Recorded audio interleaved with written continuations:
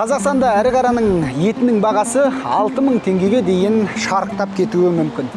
Көпсінің ойында сұрақ, еттің бағасы неге өсіп жатыр? Бұған не себеп? Қазір кейбір жерлерде еттің құны 5000 теңгеге дейін барып тұр дейді килограммына. Бұл деген масқара ғой.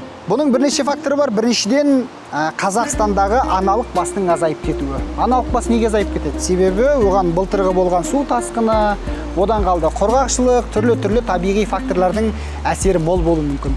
Одан кейінгісі Өзбекстан мен Қырғызстанның шекарасынан ары қарай асып, біздің қазақ жайлауында жайылған сиырлардың сатылымға тікелей тірідей кетіп қалуы. Содан кейін тағы да бір әсері бар.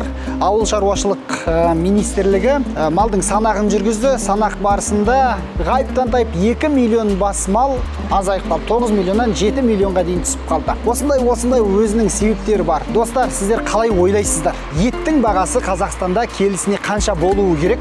Қазіргі таңда еттің бағасы неліктен қымбаттап жатыр? Комментарийға жазып кетіңіздерші өздеріңіздің ойларыңызды. Барлығымыз қосылып бір пайым, бір түсінік, бір ұғым шығарайық. Сөйлеген Қараторғай, Далакемп парақшасы сіздер үшін. Далакемп бұл берекелі мал шаруашылығының бастауы. Мына видеомен бөлісіп, лайк қойып, пікір жазып кетіңіздер. Сау болыңыздар.